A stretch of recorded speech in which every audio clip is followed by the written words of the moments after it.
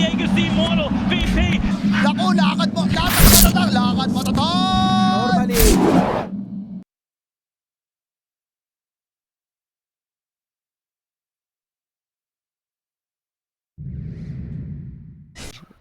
They will still have a second hook ready for another first blood attempt. However, look at this. Overlord, they are there with all 4 people realizing, hey, Patch, he may be a pretty strong frontliner early on, but the enemy is in no position to hit into us. And Django will get poked quite a bunch. It is a super hard lane when you are playing it with both people from the side of KOBOLDS, you know, sitting in the lane. It's not like Death Prophet plus Beastmaster has a ton of kill potential. It's not like you have a ton of huge amounts of damage you can suddenly bring. 4 Overlords, and they will throw all of that damage in the face of the Crystal Maiden. Now Marvel chasing down a Dawnbreaker, but Dawnbreaker will be just fine. Like I said, has a ton of physical damage to work with, as well as a Soul Ring plus Tangos, meaning you can just slowly but surely munch on some trees to get yourself your lane sustain. Well, there's already 1k gold lead for the side of Overlord. On the mid lane, Netican almost goes down to the Shadow Fiend. Shadow Fiend goes for the Fairy Fire just to be sure. Lion dives the tower and is gonna go down to the Templar Assassin before Templar Assassin gets killed off by that. For your team is really important. This is gonna fix his Power Tread's timing. This guy kind of gonna fix his Dragonlance timing, right? It is, at least in the sense that TA will be able to hold her lane. On the top lane, Dawnbreak wanna kill people. On TA, well, you do wanna kill people always, but I don't think it's gonna be realistic to just run somebody at around the level 6 mark, except if there's a stack that's gonna get made here. Dawnbreaker goes on down with an XY rotation. Nice little triple engine stacks though for the Templar Assassin, but while that's happening on the middle lane, Death Prophet gets caught out with a Lion, with a Shadow Demon, and guess what? With that Shadow Poison, is just gonna be dead. They do misestimate the damage on the Death Prophet a little bit there, but when she realized, well, I think Shadow Demon is one of those support heroes, despite the new patch getting kinda stale, that I cannot get enough of personally. And once again, hitting with the combo onto the Templar Assassin. XY manages to get a huge ult onto her, is just gonna get himself yet another kill, make that a dominating streak. The hook misses onto Django. That is some awkward ping going on at Marvel. He is only level 6. It's not the fat punch hard carry we are used to seeing from KOBOLDS in their previous series just yet. Instead, XY gets himself a mega kill, double kill, and looks to be chasing for more, can't quite find anyone else. However, Crystal Maiden is gonna drop on the backlines and tier 1 ahead in the early game stage of the matchup. Instead, Beastmaster, he is gonna get caught, he is gonna be fingered to the face. Judy dishing out pretty good amount of damage for his support this early on. And Lion, of course, he does technically scale indefinitely. Sure, it's the mark. Shadow Demon, he is gonna be fine, as now in comes the Dawnbreaker looking to turn this. The hammer not quite doing a lot of work. However, Patch walks straight into the Shadow Fiend, gets killed off by the Shadow Fiend, and now the Crystal Maiden has to run for her life as well. Is, however, just gonna die to the hammer, flying after her, hitting her in the head. Manta Style? I'm not sure. If Manta Style illusions get the Necromastery bonus damage, then I think that build is still pretty freaking broken. Shadow Fiend looking for a good ultimate, isn't quite gonna be able to hit it. XY, now he is gonna fire that off to allow him to teleport out. Is gonna set up Patch to die to the Morphing as Morphing comes in from the backlines, and they are the faster pushers, and they will get a net bit of map control as their reward for having gotten that advantage. Lion looks to be in a bit of trouble, but only until the Dawnbreaker comes on in, and that is one that Patch manages to get himself out of there. Marvel, he only has 2 flashing stacks, and now Shadow Demon, he got freezing fielded there after being hit by the Templar Assassin. In goes the Lion to the dire base. Patch doesn't get himself another flash. He did at least get an assist by putting the Lion out of position, but may be able to do that once again with Django. Actually, he doesn't need to, as guess what, the Templar Assassin got her desolated. Doesn't quite get the genius crits, that Lycan Thunderhide would be getting. And the smoke, it gets broken onto Skadi. Skadi is tanky, but not that tanky. It's just gonna face the initiation for his team, and I don't think KOBOLDS are gonna be able to find a return kill out of that. They do wiggle down the gold worth a little bit more. Crystal Maiden gets caught out. Can they go for a kill on her? It does sound kind of difficult as Freezing Field is available.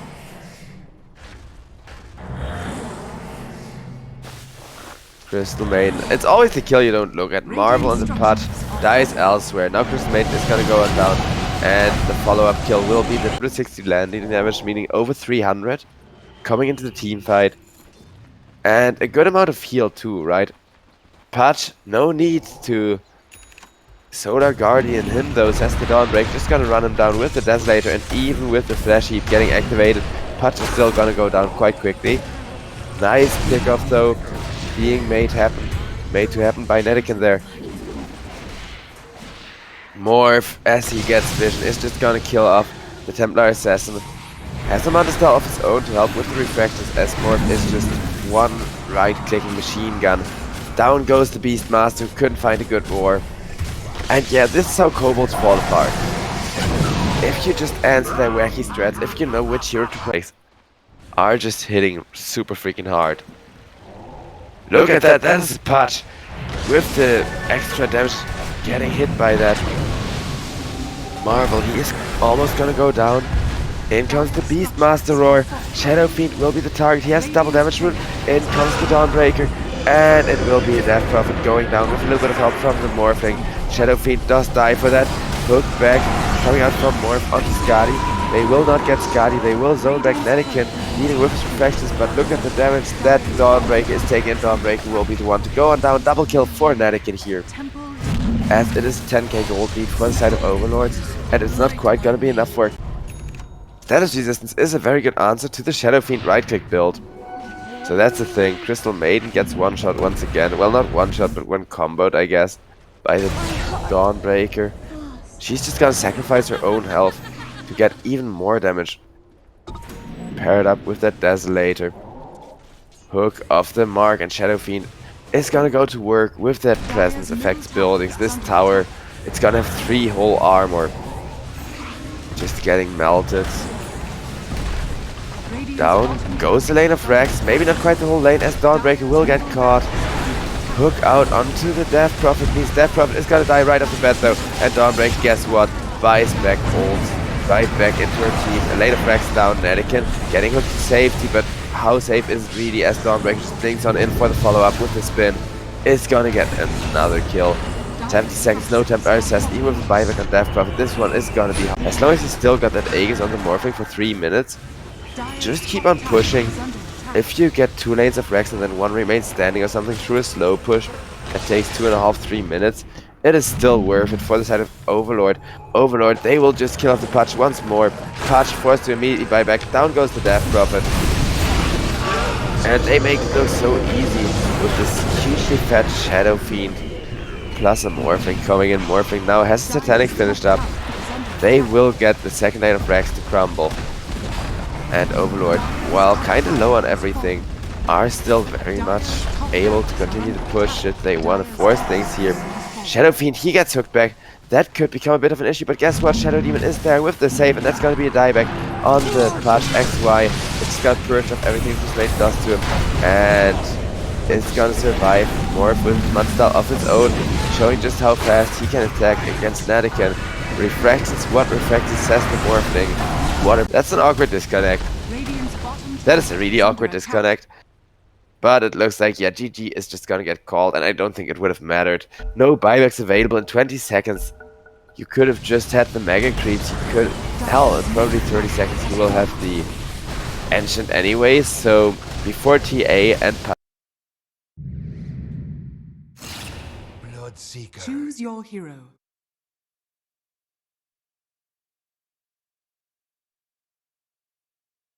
Peng can just go for a couple of early ganks to get himself back into the game, or he can play the slow game. Oh. Okay, XY. Thankfully I was just there with these forward. You're farming super well, thanks to your illusions plus Riptide mechanic. But in exchange for that farm, you do have to buy some extra regen or rely on your support to buy some extra regen. Down Django on this Chen. He is slowed up, but Bloodseeker is gonna connect Skadi. It's always the kill you don't look at, I swear. So Marvel is just gonna get away.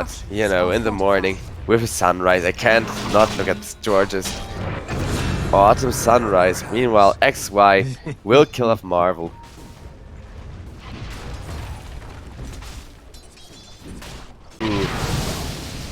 Fire almost died herself there. Now Undying with a first range means you do not get to juke through the trees. Netican looking for more. I don't think he has any chance of killing the Chen. Maybe though. Waveform damage is pretty huge. That's dumb. And KOBOLDS, they would love a little bit more tempo going their way.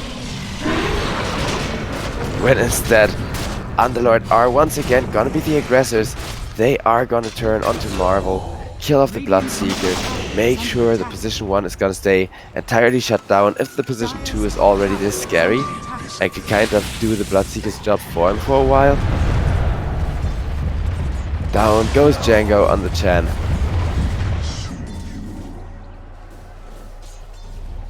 From the Primal Beast. Okay, KOBOLDS, every time they lose critical momentum, they make up for it with a few pickups left and right. Enigma, he now has that full Rave Pact. Oh, and Bloodseeker dies to the Rubik. My bad for missing that, but I did not know he had Scattered Blast. That is pretty huge. That's a 330 extra damage nuke added to the Rubik's 330 damage nuke.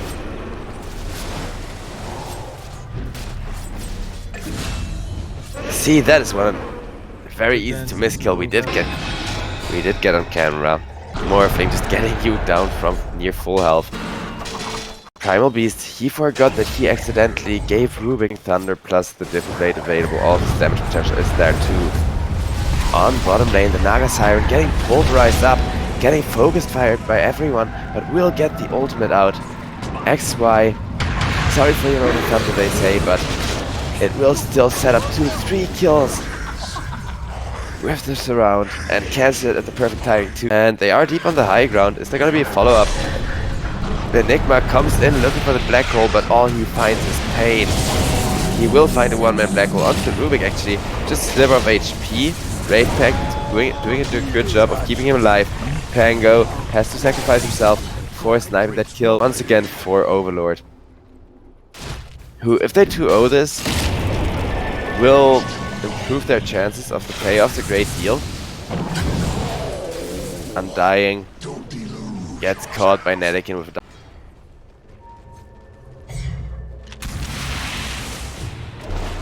a Enigma jumping forward, but insta-blink out from Judy. Rave Pact is kinda hard to fight into, and in the meantime Pangolier gets a good shield crash onto the Primal Beast, but he just gets pulverized and then sniped down by the Morphling from range. Netican, for the entire duration of that double damage rune, he was kind of just looking for whatever he would find to hit in the face. And now he does have his Manta style before the next fight. So perhaps if Bloodseeker gets BKB before then, oh, so much for that. As on top, Skadi goes out now to a tombstone, to the Flash Golem, and a full rise in the face of the Rubik. Primal Beast is gonna drop for that. If they have anything to say about that double kill for the Undying, but Undying does get sniped down, and guess what? Netican is gonna get himself. Can never be a free tower. If that was a free tower, I think it's gonna be the beginning of the end here for KOBOLDS, since they will just fall behind from now on more and more. Everybody is grouping up from Overlords, who only have a 6k gold lead. Undying, taking a ton of damage from the Bloodseeker ultimate with the Snap Fire Kiss and the Onslaught. He is gonna go down. That is a lot of spells used for just one hero though. XY cancels the Pulverize, and down goes the Primal Beast. Now this is a very good trade for Overlord again, as they still have the Aegis, and they can still look towards more objectives. Smoke up. Gets broken by Bloodseeker. Bloodseeker gets caught with the tombstone and is just gonna go down without being allowed to press any buttons. XY. He rolling thunder forward. scouting out the location of everybody there. Catches the Snapfire once again with the Naga. Illus running her down. She is just gonna be dead meat. Rip Grandma. XY has to run himself out of there. Tombstone will get taken. In a slight bit of trouble. Does have a ton of movement speed even if it's quick though. Naga Siren ruptured up. Teleporting out of there. Will be just fine while the Primal Beast goes on down. Primal Beast for nothing so far. Nedican is dead. Oh my goodness, that was the morphing. And Pangolier actually managed to finish the kill. XY, he's so freaking fat. Has a lucky Skull Basher doing a ton of work for him. And Skadi will fall. I think this is gonna be GG as it is 30 to 18. Oh, effectively Naga can push 3 nades at the same time. Overlord, they are looking to clean the show here. In comes the Primal Beast as they are trying for the final hooray, or is it gonna be the final hooray as they will get the first kill on the Undying. Now, Primal Beast probably gonna get retaliated on for that. Yep, he is just gonna be killed off. Does have a buyback to commit for that, and Chen will get himself caught out by the Bloodseeker too. Bloodseeker, super low health himself, but does manage to get back while this Morphling starts hitting away at the Rubik, gets cookied, back to safety. Primal Beast does buy back, does run on in. I mean, there aren't any Linked Spheres just yet. We are gonna see a battle Naga versus Naga, but guess which Naga is more fat? It's the original one. Morphling still able to chase her out as he is the one getting his backup in sooner, but there is the Pangolier going in. XY starting to have some serious impact. Nedican will try and punish him for that, but Bloodseeker is also gonna be in a lot of trouble, still being kept alive by the Primal Beast, but not long enough. Bloodseeker will fall. Nice teleport out from the Enigma, but he does not have Black Hole to really make sure this fight gets taken home. Nedican has to get himself out, will get stunned up by the Naga ultimate, and no TP available for him means Nedican is just dead to the Army of Illusions. 90k gold lead, Overlord. It looks like they just closed out the game. There is still a buyback on the TP out. Gets locked in place, TP cancelled. Now Rubik could get initiated on fully, but nope, instead it will just be bait as the Naga Illus make short work of another one. In this case it's Snapfire. Nice dodge from Skadi with the Blink Dagger there. And Nedican still standing his ground, still mad fighting his up. Has to turn to the Rubik though, and guess what? Rubik cannot 1v1 the Naga Siren, neither can you Morphling. It looks like, Primal Beast. He's trampling, he is locked down. In comes the Rolling Thunder to keep him in place. And yeah, double kills for the Undying. I know they still don't want to call it GG, but KOBOLDS, they have been taken for a ride here, like Pangolier would say, meep meep. And from here it's just so impossible looking to recover. Undying, looking to secure a kill on Marvel, and they are even gonna commit for the tower dive into the fountain with this Naga Siren army. One-man Black Hole, but Pangolier once again in range with the Skull Bash to just cancel that. GG gets called. I am sad to see KOBOLDS get taken for a ride here, but I said it before, I'll say it again. Their draft wasn't KOBOLD-esque enough, right? The draft why everybody either flames or loves them for.